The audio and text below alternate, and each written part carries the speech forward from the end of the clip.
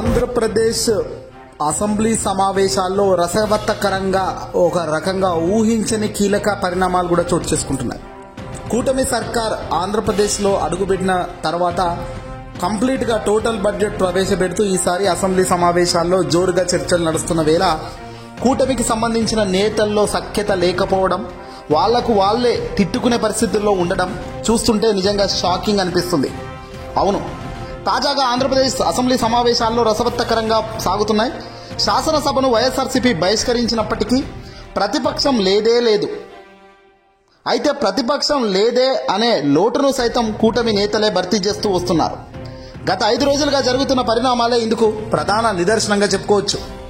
తాజాగా శాసనమండలి వాయిదాతో శనివారం 5వ రోజున శాసనసభ మాత్రమే నడుస్తుంది. అయితే 0 అవర్లో మంత్రుల తీరుపై టీడీపీ ఎమ్మెల్యే కూన రవికుమార్ చాలా విమర్శలకు దిగారు. అసెంబ్లీలో 0 అవర్ డ్రైవ్ లేని కారులా ఉంది అని ఆయన అన్నారు.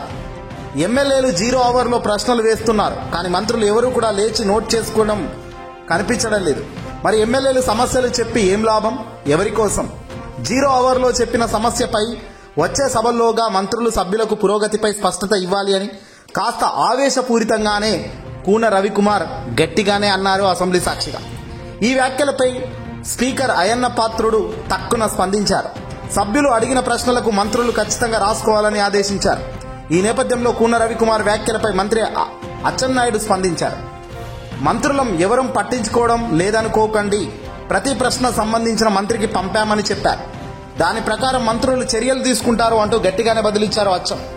అయితే అచ్చన్న మాట్లాడుతున్నంతసేపు కూన మాత్రం సీరియస్గా ముఖం పెట్టుకుని కనిపించారు. అసెంబ్లీ బడ్జెట్ సమావేశాలు మొదలైన నాటి నుంచే సభలో మునుపెన్నడూ చోటు చేసుకుని పరిణామాలు కనబడుతున్నాయి. స్పీకర్ అయ్యన్న పాత్రుడు బహిరంగంగానే కూటమి నేతలపై అలాగే మంత్రులపై అసహనం వ్యక్తం చేస్తూ ఆగ్రహంగా బుద్ధి చెప్తున్నారు.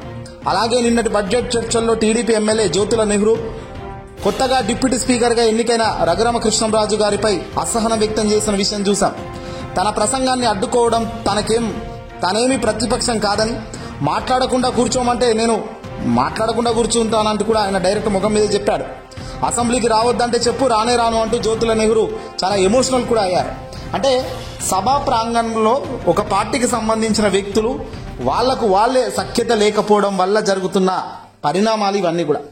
ఒకరేమో నేను మాట్లాడాలా, వెళ్ళిపోవాలా, కూర్చోమంటే కూర్చుంటా, నాకు మైక్ ఇస్తే మాట్లాడతా, లేకపోతే లేదు అంటూ జ్యోతుల నెహ్రూ అనే వ్యక్తి అంటుంటే, ఈరోజు ఏకంగా కూన రవికుమార్ ఏమో అసలు మేము సమస్యలు చెప్తుంటే కనీసం ఎవడూ నోట్ చేసుకోవడం లేదు, మంత్రుల పనితీరు నోట్ చేసుకోవాలి, ఆన్సర్ చెప్పాలి, కానీ నోట్ చేసుకోవడం లేదని ఆయన అంటున్నాడు.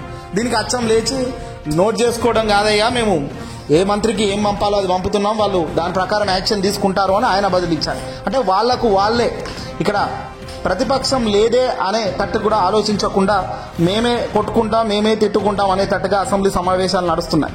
సాధారణంగా ఒక పార్టీకి సంబంధించిన వాళ్ళు లేదంటే కూటమిగా ఏర్పడిన ఇలాంటి సందర్భాలు వచ్చినప్పుడు కూడా వాళ్ళకు వాళ్ళే శబాష్ అనుకుంటారు, భుజాలు తరుముకుంటూ ముందుకు అడుగులు వేసే కార్యక్రమాలు చేస్తారు తప్ప నువ్వు అది నేను ఇది, నువ్వు అది నేను ఇది అని తిట్టుకునే పరిస్థితి ఉండదు. కానీ కూటమిలో మాత్రం చాలా విచిత్రంగా, చాలా డిఫరెంట్గా నువ్వు అది నేను ఇది అని తిట్టుకునే పరిస్థితిలోకే వస్తున్నారు.